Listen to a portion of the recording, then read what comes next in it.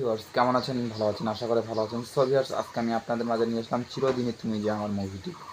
এই মুভিটি অত্যন্ত একটি গুরুত্বপূর্ণ মুভি এবং জনপ্রিয় মুভি। ভিউয়ার্স এই মুভিটি একটি ট্রেন্ডিং মুভি। এই মুভিটি যে কোনো দেখুন না কেন তার মন দুর্বল এবং তাকে কান্না করতে হবে। ভিউয়ার্স একটি ভালো মুভি এবং এই মুভিটি যেবারে দেখছি আমি সেবারে আমাকে অনেক অনেক ভালো লাগছে। ভিউয়ার্স এটি 100-র মধ্যে 100 পাওয়ার যোগ্য।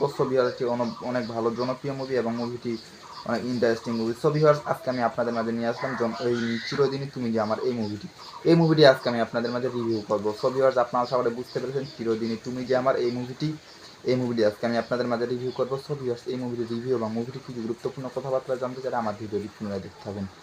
ভিউয়ার্স ভিডিওটি কেটে কিংবা স্কিপ করে দেখবেন না। ভিডিওটি কেটে কিংবা স্কিপ করে দেখলে ভিডিওর আকারে পিছনে মাঝখানে কথা কি বলতেছি না বলতেছি কিছু বোঝা যায় না। ভিউয়ার্স তা না করে আমার ভিডিওটি পুনরায় দেখতে থাকুন এবং আমার সাথে থাকুন। ভিউয়ার্স ভিডিওটি দেখার আগে আমার ছোট্ট একটি রিকোয়েস্ট, আমার চ্যানেলে একটি লাইক এবং সাবস্ক্রাইব করে পাশের বেল আইকনটি বাজিয়ে দিবেন। বন্ধুরা লাইক এবং সাবস্ক্রাইব করতে কোনো ভুলবেন না। চিরদিনই তুমি যে আমার 2008 সালের মুক্তিপ্রাপ্ত একটি বাংলা চলচ্চিত্র।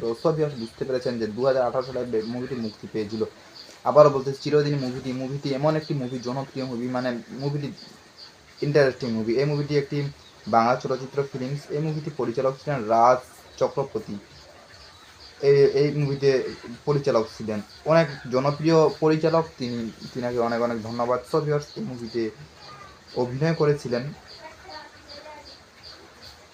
এই শ্রেষ্ঠার সঙ্গে ছিলেন রাহুল ব্যানার্জি আর প্রিয়াঙ্কা সরকার। ভিউয়ার্স এই মুভিটির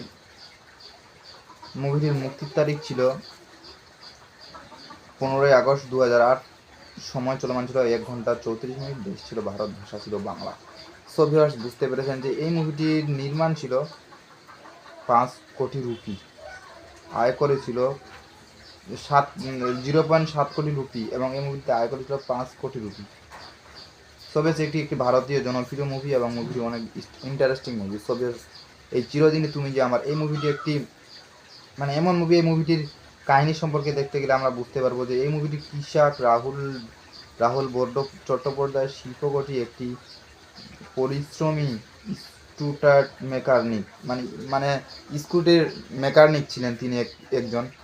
তিনি একজন মেকানিক ছিলেন এবং ধনী স্কুল ছাত্রী প্রিয়াঙ্কা সরকার তার দিকে নজর না দেওয়ার পর্যন্ত জীবনে তার পক্ষে সুচাক্ষণভাবে চলে। সেই মোহনটি বিপজ্জন পর্যায়ে পৌঁছে যায় যখন তিনি কৃষকের তার পরিবারের ক্ষোভন্য থেকে দূরে সরিয়ে নিয়ে যাওয়ার জন্য প্রস্তুতি করেন, যার ভবিষ্যতে বিষয় অন্য পরিকল্পনা রয়েছিল। পল্লী তার স্কুলের ইউনিয়নের বাসা থেকে বেরার সময় পল্লীর চিত্রনাটক হয়েছিল। পল্লী এক স্কুলে পড়তেছিল। ভিউয়ার্স রাহুল তিনি ছিলেন শিলিগুড়ির তিনি ছিলেন একটি স্কুটিক মেকানিক, একজন ভালো মেকানিক ছিলেন। তার কাজের প্রতি আগ্রহ এবং আপনি এই মুভিটি দেখলে বুঝতে পারবেন তিনার কাজের প্রতি আগ্রহ এবং তিনার যে ছিল তা কল্পনা করা যায় না। তা পল্লী তার প্রেমে পড়ে যায় এবং তাকে করে তার সাথে প্রেমে পড়ে যায়। আবার তাদের দুজনের পালিয়ে যাওয়ার সিদ্ধান্ত নেয়। তারা পালিয়েও যায় এবং তাদের এখানে যে বিয়ে হয়, তার বাবা এবং তার চাচা তাদেরকে পলিটিক্স করে নিয়ে এসে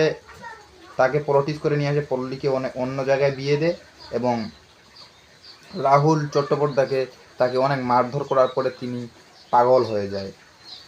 লাস্ট পর্যন্ত ছিল এই মুভিটি যে তিনি পাগল হয়ে যায়। এখান থেকে মুভিটি শেষ হয়ে গিয়েছিল। ভিউয়ার্স আশা করি আপনাদেরকে প্রত্যেককে এই মুভিটির রিভিউ অনেক অনেক ভালো লাগছে। আমার সাথে থাকার জন্য তখন থেকে ধন্যবাদ। ভিডিওটি ভালো লাগলে চ্যানেল লাইক এবং সাবস্ক্রাইব করবেন, পাশে বেল আইকনটি বাজিয়ে দিবেন। ভালো থাকবেন, সুস্থ থাকবেন, ধন্যবাদ।